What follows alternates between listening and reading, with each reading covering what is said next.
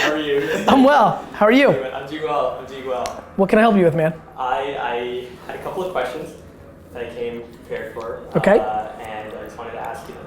Sure. I'm from Canada, and so I'm in Toronto right now, studying in university. So first question, very quickly, is honestly there's some days where I feel as if like I am working at a very high level, I'm doing things, it's awesome.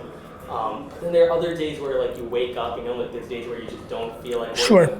And so like normally it's like those days which I have a How often are those days happening? Honestly, like twice a week sometimes. It's just because school and other stuff. I'm like, sure, like, gotta still. It just means whatever, one man's point of view, and this takes away a lot of psychological things that I could never audit, like real depression, things of that nature. Yeah. But like from like just even vibe, I don't think that's what we're dealing with. Mm-hmm. It just means you're not doing the thing you love the most. Right. It could be. I believe that to be true. Right. Mm-hmm. Yeah. I mean, like normally it's like. I feel like that's a classic example of somebody who's motivated. Right.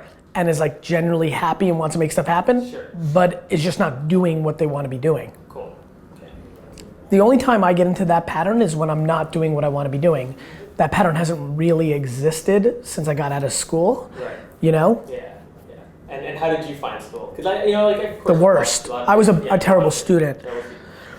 I punted it. I thought it was not for me. Right. And not in a disrespectful, like, it's great when I say it now because people know I went on to be successful. Right. And so I was being fair. I wasn't like a loser who's like, school, and then I just want to do more loser things. Right. I was like, damn it, this is not built for me. Mm-hmm. Like, I don't give a shit about the Catcher in the Rye.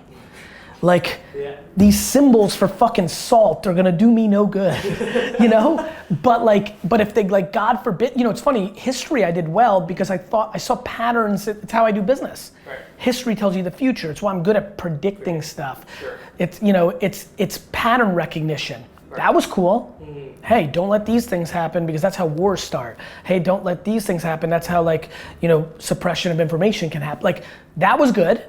But like other things that I knew weren't gonna be me. So I struggled with it, but I struggled with it in hindsight by being respectful to it, knowing it worked for others. Right. School's not stupid for everybody. Mm-hmm. School was stupid for me. Right. So that's how I dealt with it. And you knew that from an early age, right? I knew that from a very early age.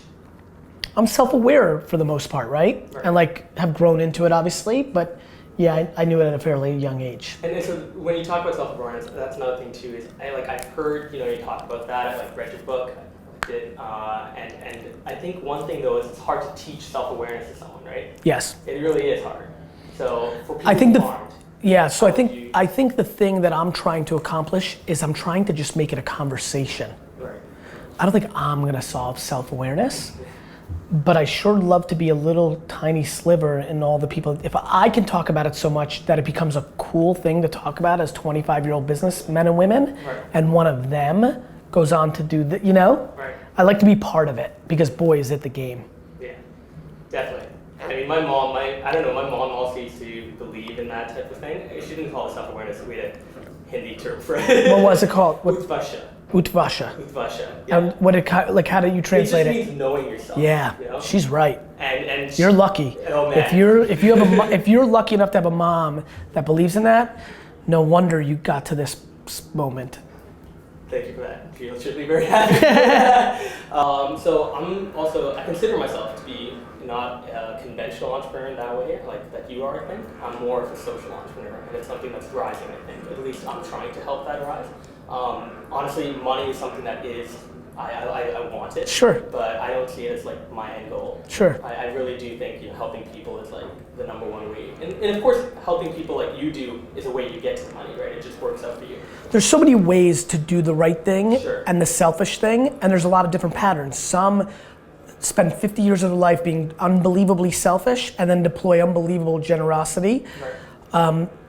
My big thing is the content, right? Like I have entrepreneur friends who like buy an umbrella, give an umbrella, or 10 cents out of everything. And I'm like, and I debate with them, social entrepreneurs are my homies. Right. First of all, 80% of them are using good as a disguise for their truth.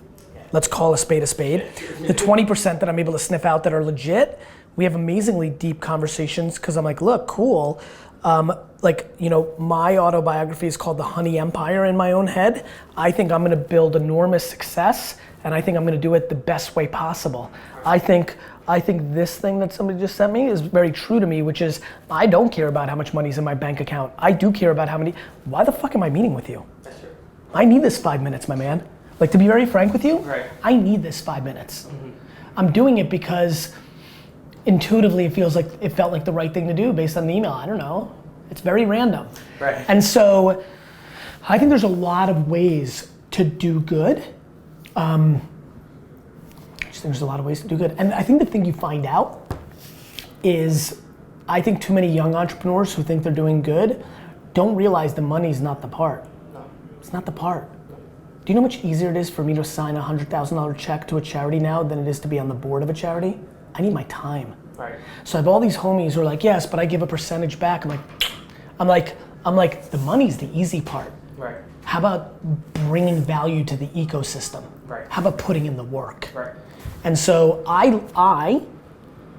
the most confusing thing I do in public is I leave a lot of money on the table by being Garyvee.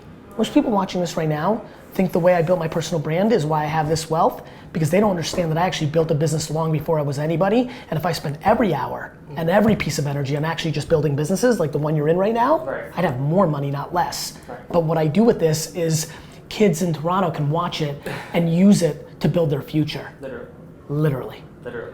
Yep. Literally. And honestly, that's why I reached out. You know, I know you probably don't know, but I applied to be a project manager at your company within the last year, and then I was like, okay, maybe I should apply for the internship program. And then I got the White House one, but I was dead settled on here. I really want to work here. I love it, man. Well, listen, real pleasure. Real pleasure. I'm sure we'll get to see each other again. Definitely. Thank you. Yeah, man. Good luck Do you too. mind if I take a quick photo? Let's do it. That'd be great. No worries. Just for my mom. With Basha. Let's do a selfie. Selfie? I got Great. it, yeah. Awesome. Let's get to some of the view. I gotta start taking You it. have a beautiful view. Awesome. I appreciate My man. it. Good I luck really to you. appreciate it. Thank Yeah. you. Love your vibe. Thank you so much. Yes?